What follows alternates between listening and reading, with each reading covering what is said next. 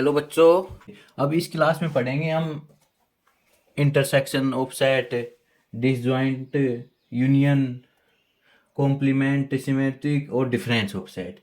ठीक है, तो सबसे पहले पढ़ेंगे हम union of set. Union of set, तो यूनियन ऑफ सेट क्या होता है कि हमारे पास कोई दो सेट है, सेट ए और सेट बी। ठीक है, तो एक के सारे एलिमेंट और बी के सारे एलिमेंट, एक के सारे एलिमेंट बी के सारे एलिमेंट, और जो इनमें कॉमन एलिमेंट है ना वो सिर्फ एक बार काउंट करेंगे, तो उसी को क्या बोलेंगे, यूनियन ऑफ सेट। एक के सारे एलिमेंट बी के सारे एलिमेंट और जो कॉमन एलिमेंट है उनको एक बार काउंट करेंगे, तो उसी को बोलेंगे union of set. Union B A and B contain all elements of A and B। एक के सारे एलिमेंट A और B, ये भी और ये भी। ठीक है, and common elements being taken once, और कॉमन एलिमेंट सिर्फ एक बार ही लेंगे, उसी को कहते हैं union of set. And union of set कैसे डिनोट करते हैं, A union B. A union B क्या हो गया, union of set A union of B. ठीक है, ऐसे ऊपर इसका मुंह खुला हुआ होना चाहिए, मान लो, मतलब मुंह खुला हुआ मतलब एक के भी सारे एलिमेंट आ गए, बी के भी सारे आ गए और कॉमन सिर्फ एक बार आ गया, तो इसी को बोलते हैं यूनियन ऑफ सेट। अब इसकी कुछ एक प्रॉपर्टी है वो और देख लो। प्रॉपर्टीज, ए यूनियन ए और ए ये, तो ए यूनियन ए क्या हो जाएगा, ए आ जाएगा, जिसको बोलते हैं आइडम्पोटेंट। ठीक है,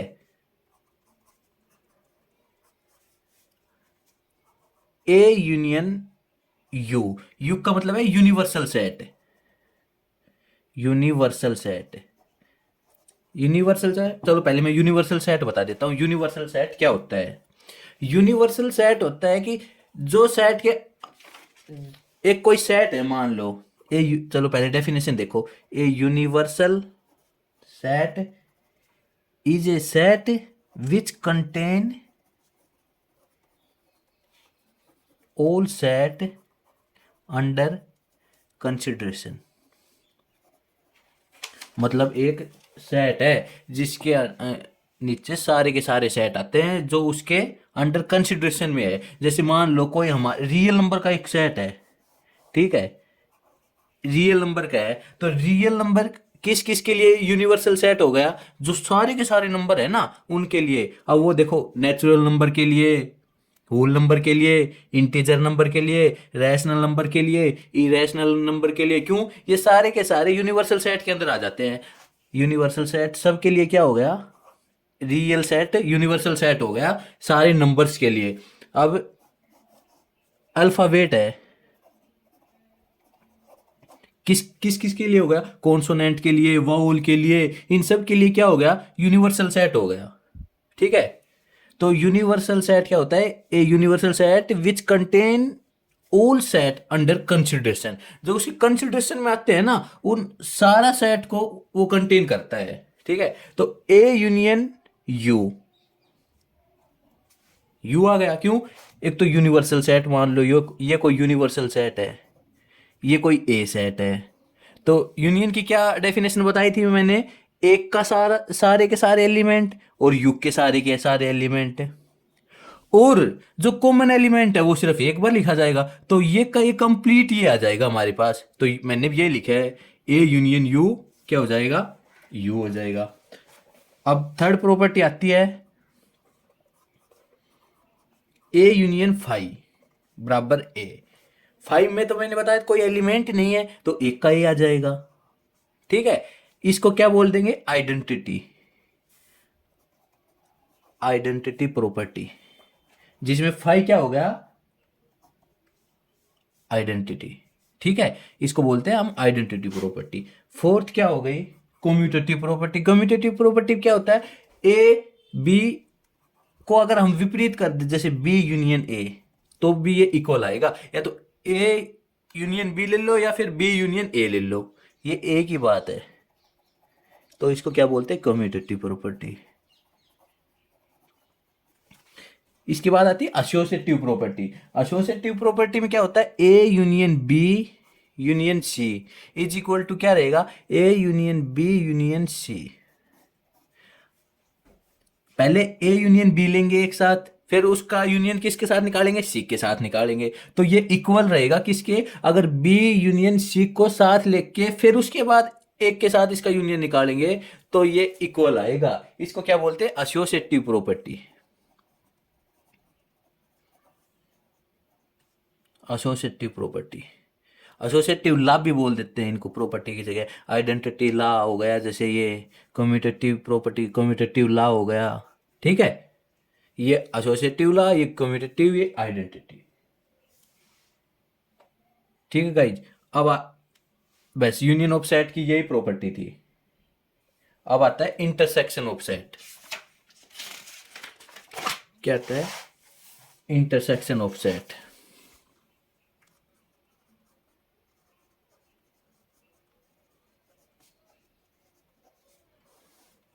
इंटरसेक्शन ऑफ सेट क्या होता है, हमारे पास कोई दो सेट है, मान लो ये ए सेट है, ये बी सेट है।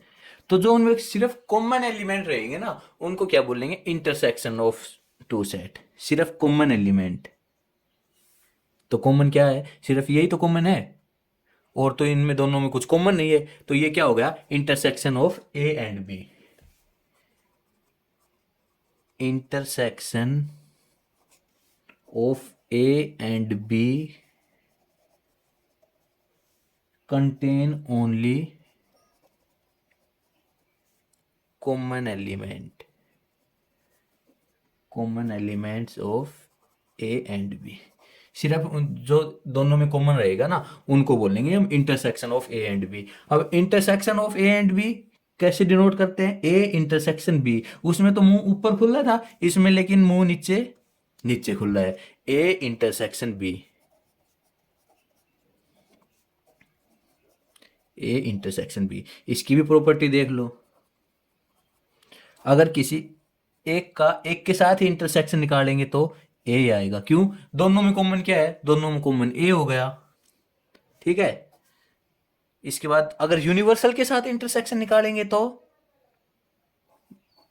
यूनिवर्सल के साथ इंटरसेक्शन निकालेंगे तो सिर्फ ए आ जाएगा। देखो कैसे, ये यूनिवर्सल सेट हो गया, ये कोई मान लो ए सेट है, ठीक है। मैंने क्या बताया, इंटरसेक्शन में क्या होता है, दोनों में जो कॉमन आए, मतलब यू और ए में क्या कॉमन है, सिर्फ ये एरिया कॉमन है, तो यही मैंने लिखा है ए, ठीक है। अगर फाई के साथ इंटरसेक्शन निकाले तो फाई आ जाएगा। और यूनियन क्या आ रहा था, ए आ रहा था, लेकिन इसमें क्या आ जाएगा, फाई।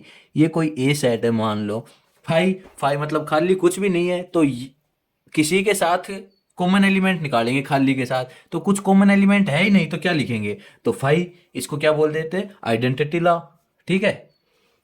कम्यूटेटिव प्रॉपर्टी देख लो, A intersection B is equal to क्या होगा, B intersection A, commutative law. और ये एसोसिएटिव भी फॉलो करेगा, A intersection B intersection C is equal to A intersection B intersection सी।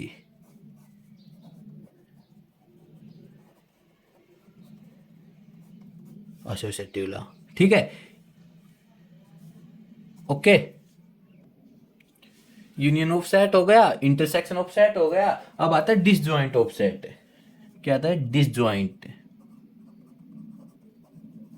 तो डिसजॉइंट सेट क्या है, ये कह रहा है कि डिसजॉइंट सेट, हमारे पास कोई दो सेट है, तो अगर उनमें कुछ भी कॉमन एलिमेंट नहीं है तो उनको क्या बोलेंगे, डिसजॉइंट ऑफ सेट। मतलब अगर कुछ भी कॉमन नहीं होगा तो मतलब उनका इंटरसेक्शन क्या हो गया, फाई हो गया। डिसजॉइंट ऑफ सेट, ये कोई ए सेट हो गया, ये कोई बी सेट हो गया, ए और बी, इनमें कोई भी कॉमन एलिमेंट नहीं है, तो उसको बोलेंगे हम disjoint of set. Two set A and B are disjoint set if A intersection B is equal to 5। मैंने बताया ना इन दोनों में कुछ कॉमन नहीं है, तो कॉमन नहीं है तो इनका इंटरसेक्शन 5, ये इंटरसेक्शन यही तो होता है कि इनमें जो कॉमन एलिमेंट है वो लिख देते हैं, तो कॉमन एलिमेंट इसमें कुछ है नहीं, तो ए इंटरसेक्शन बी क्या हो जाएगा, 5 हो जाएगा। A intersection B is equal to 5। Example, मैं बोलूँ एग्जाम्पल ले लो, एग्जाम्पल सबसे बढ़िया है, एक इवन का सेट मान लो।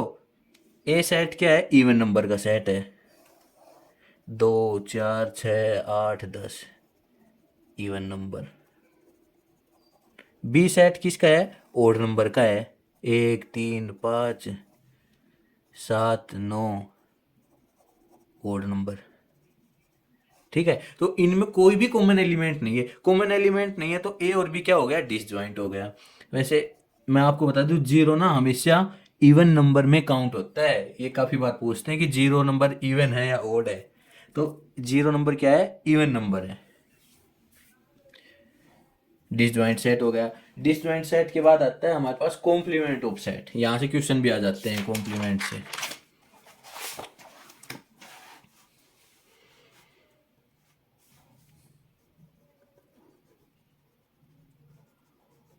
कॉम्प्लीमेंट ऑफ सेट्स, तो कॉम्प्लीमेंट ऑफ सेट क्या क्या कहता है, अगर किसी का हम कॉम्प्लीमेंट ऑफ सेट निकालते हैं तो उस सेट को तो हम निकाल देते हैं, बाकी जो यूनिवर्सल सेट में से जो बच जाता है ना उसको बोलते हैं कॉम्प्लीमेंट ऑफ सेट।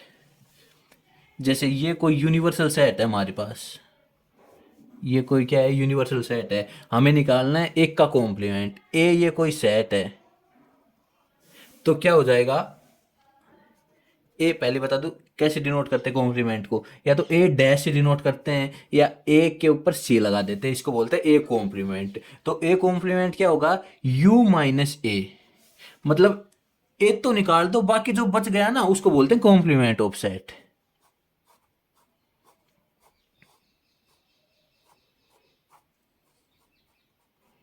ये हो गया कॉम्प्लीमेंट ऑफ ए। ठीक है, डेफिनेशन लिखोगे तो set of all elements of U which are not in A. ठीक है, और क्या कंडीशन रहनी चाहिए, ये ए है ना, ये इस यूनिवर्सल सेट में ही कंटेन करना चाहिए, and A is the subset of, proper subset बोल दो बल्कि, A is the proper subset of U. ठीक है, समझ में आ गया, मतलब सेट के कह रहे सारे के सारे एलिमेंट रहेंगे कि एक को छोड़कर। एग्जाम्पल देखो, कोई भी एग्जाम्पल ले लो, मान लो हम एग्जाम्पल ले रहे हैं कि रियल नंबर का ही ले लो, हमारे पास एक सेट है रियल नंबर, यूनिवर्सल सेट हो गया रियल नंबर। ठीक है, अब हमें कॉम्प्लीमेंट निकालना है नेचुरल नंबर का, तो नेचुरल नंबर क्या क्या है इसमें, 1 2 3 4 5 6, तो रियल नंबर माइनस में नेचुरल नंबर हो जाएगा, ये क्या आ गया, कॉम्प्लीमेंट आ गया नेचुरल नंबर का, कि नेचुरल नंबर को छोड़ दो, बाकी जो माइनस के नंबर हैं और rational number, irrational number, minus के प्लस के सब वो क्या आ गए, कॉम्प्लीमेंट में आ गए, सिर्फ 1 2 3 4 5 6 ये नेचुरल नंबर छोड़ दिया है। ठीक है, अब इसकी कुछ एक प्रॉपर्टी है वो देख लो, ये तो मैंने बताया था, ए कॉम्प्लीमेंट बोल देते हैं या ए सी बोल देते हैं, यू माइनस ए।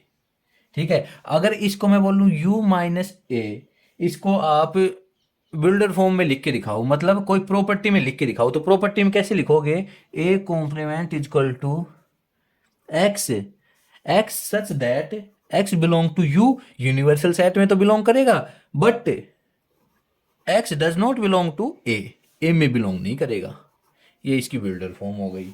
ठीक है, अब देखो इसकी प्रॉपर्टी देखो, एक का अगर हम यूनियन निकालें एक कॉम्प्लीमेंट के साथ, एक का और एक कॉम्प्लीमेंट का यूनियन निकालें तो कंप्लीट यूनिवर्सल सेट आ जाएगा। कैसे आएगा, ये मान लो कोई यू सेट है, इसमें ए ये सेट हो गया।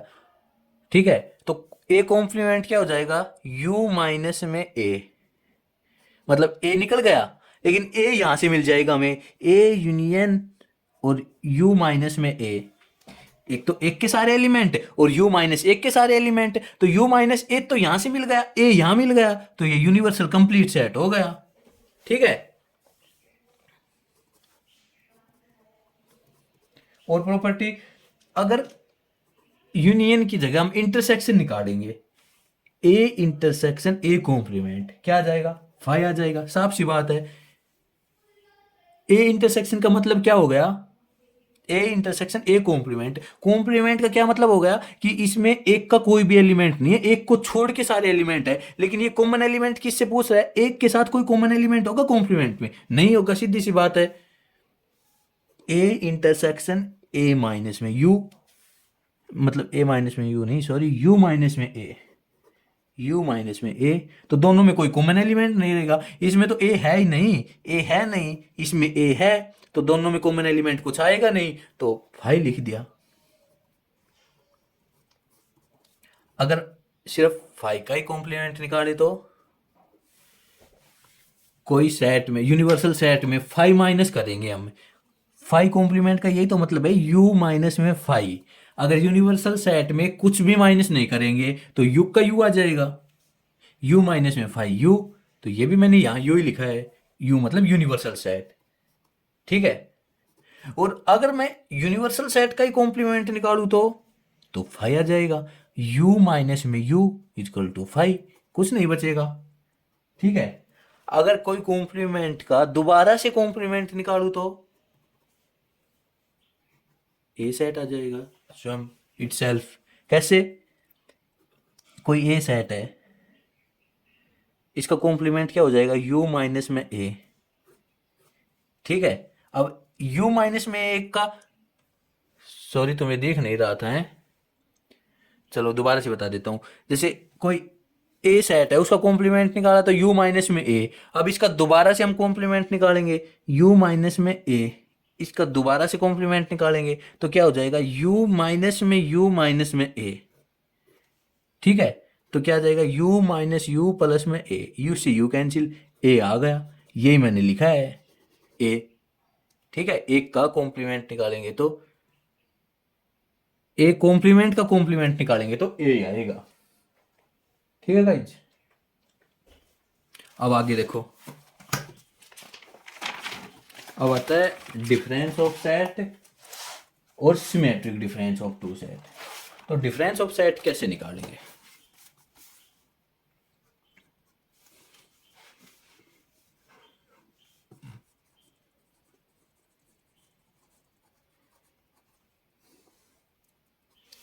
डिफरेंस ऑफ सेट कैसे निकालेंगे, हमारे पास मान लो कोई दो सेट है, ए सेट है और बी सेट है, ये ए सेट हो गया और ये बी सेट हो गया।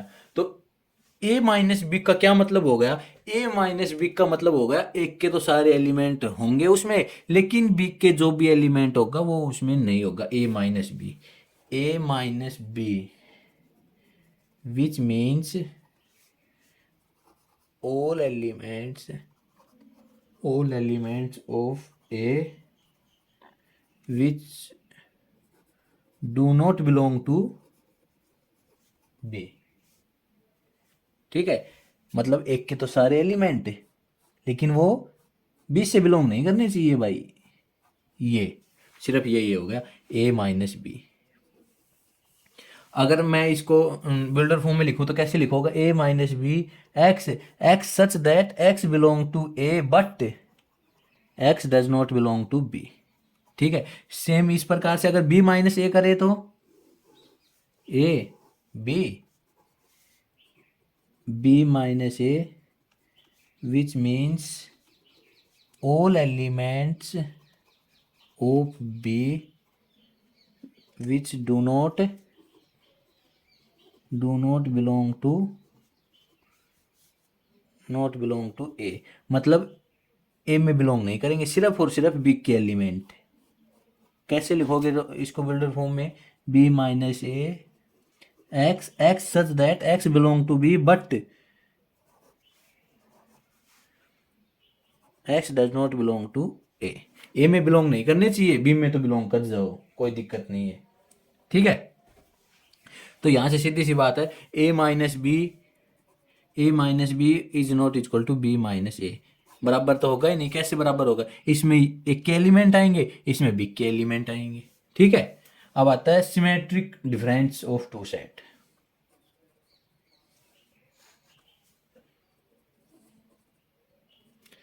Symmetric difference of two set. तो symmetric difference of two set क्या कहता है, ये कहता है ए माइनस बी निकालो पहले तो, और बी माइनस ए निकालो, और इन दोनों की यूनियन निकाल दो, उसको क्या बोलते हैं, symmetric difference of two set. कोई सेट है ए और ये सेट है कोई बी,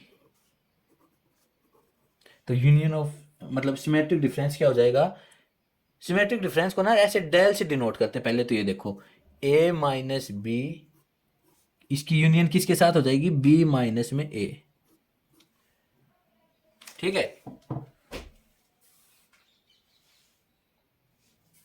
तो ए माइनस बी कौन सा पार्ट आएगा, ये वाला पार्ट आएगा।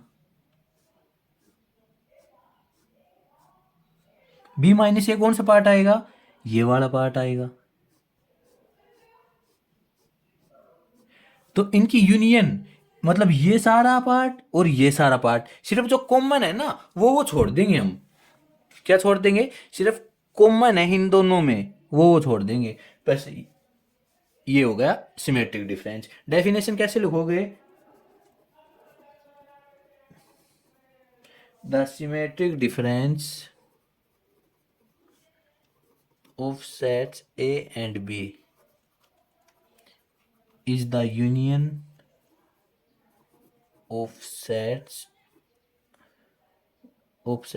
A minus B and B minus में A। ठीक है, समझ आ गया ना, जो मतलब दोनों में कॉमन एलिमेंट है ना वो तो हम छोड़ देंगे, बाकी जो बचेगा ना उसी को बोलते हैं symmetric difference of two set. अब एक दो प्रॉपर्टी और है वो और देख लो, जिनको हम बोलते हैं डी मॉर्गन लॉ। क्या बोलते हैं, De Morgan law. De Morgan law क्या कहता है, इनको ना प्रूव करने की जरूरत नहीं है, इन पे बस क्वेश्चन आते हैं, वो क्वेश्चन आप ये फॉर्मूला लगा के कर लेना। प्रूव भी ज़्यादा तो टफ है नहीं, बाकी प्रूव फिर कभी देखते हैं। ए यूनियन बी, अगर इनका कॉम्प्लीमेंट निकालेंगे, ए यूनियन बी का कॉम्प्लीमेंट निकालेंगे तो क्या आएगा, एक का कॉम्प्लीमेंट इंटरसेक्शन बी का कॉम्प्लीमेंट। ठीक है, अगर ए इंटरसेक्शन बी का कॉम्प्लीमेंट निकालूंगा तो क्या आ जाएगा, एक का कॉम्प्लीमेंट यूनियन बी का कॉम्प्लीमेंट, मतलब इनका उल्टा हो जाएगा। क्या बोलते हैं इनको, De Morgan law. De Morgan law. एक और देख लो, इनमें दो प्रॉपर्टी और हैं। अगर ए माइनस में बी इंटरसेक्शन सी निकालेंगे, ए माइनस में बी इंटरसेक्शन सी निकालेंगे तो क्या हो जाएगा, A minus B union A minus में सी। ठीक है, और अगर ये यहां तो इंटरसेक्शन निकाले, अगर यूनियन निकालेंगे तो ए माइनस में बी यूनियन सी, यहां इंटरसेक्शन आ जाएगा, ए माइनस में बी इंटरसेक्शन ए माइनस में सी। ठीक है, इनको बोलते हैं डी मॉर्गन लॉ। इन पे क्वेश्चन आ जाते हैं, क्वेश्चन मैं आपको ना नेक्स्ट क्लास में करवाऊंगा। ठीक है गाइज, धन्यवाद, बाय।